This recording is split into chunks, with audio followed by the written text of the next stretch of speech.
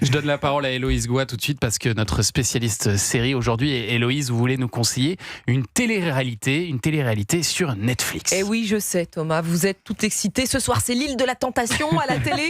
Et oui, on se demande tous si Rémi et Virginie vont repartir ensemble ou pas. Bien sûr. Mais non, je ne vais pas vous présenter des tentatrices aujourd'hui, même si on va tout de même parler d'amour et de dating avec Histoire d'amour et d'autisme.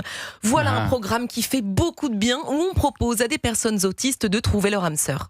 Je suis prêt. Oui, ça va être un nouveau chapitre, oui. Je vais tomber amoureux de toutes les femmes.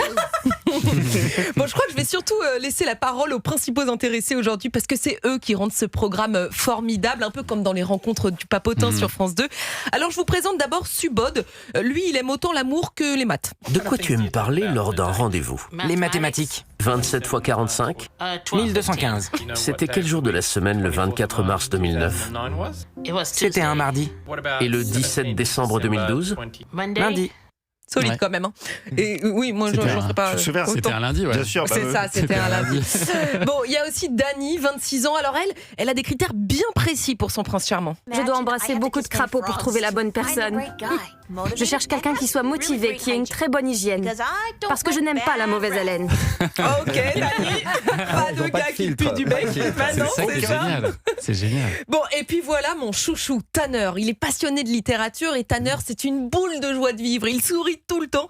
Mais malgré les conseils de sa coach qui lui apprend les codes d'un rendez-vous galant, Tanner, il a un petit peu de mal à être exhaustif. Moi, j'aime les lions, les tigres et les gorilles, et les ours, et les vaches, et les chevaux, et les cochons, et les poules, et les canards, et les chèvres, et les moutons. Et là, vous vous dites, Tanner aime tous les animaux. Eh non, grave erreur. Je n'aime pas les moufettes, je n'aime pas les porcs épics, je n'aime pas les hyènes, je n'aime pas les insectes, je n'aime pas les araignées. Tout ça, ça se passe à son date. Hein. Beaucoup d'infos. Beaucoup d'infos. Bon. Ce qui est chouette avec ces candidats, c'est qu'ils ne sont jamais hypocrites. Ils disent ce qu'ils pensent, même si Dani fait parfois preuve d'un poil trop de franchise. Comme dit le dicton, l'habit ne fait pas le moine.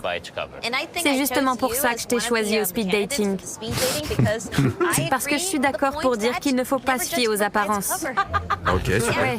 Voilà, Dani trouve donc cet homme très laid et elle a besoin de lui faire savoir. Mais ils trouvent vraiment l'amour, les candidats, avec cette émission? Ça marche? La plupart, oui. Dans la oui. 4e saison qui vient de sortir, on suit certains couples qui se sont formés dans les précédentes. Il y a même une demande en mariage, dont on retrouve aussi mon chouchou Tanner, qui a tout de même plus d'1 million d'abonnés sur Instagram. Hein. C'est aussi un phénomène dans le monde entier. Voilà, vraiment, si vous aimez les rencontres du papotin sur France 2, foncez, regardez ce programme délicat, joyeux, drôle. Ça a été primé aux Emmy Awards d'ailleurs. Et contrairement à l'île de la tentation, ici, tous les candidats ont des âmes pures et innocentes. En réalité, c'est la première fois que je regarde une télé-réalité sans une once de culpabilité. Et ça fait du bien aussi. Ça s'appelle Histoire d'amour et d'autisme. C'est américain? Oui, ça c'est américain. Les 4 saisons sont donc à revoir sur Netflix. Merci beaucoup, Héloïse.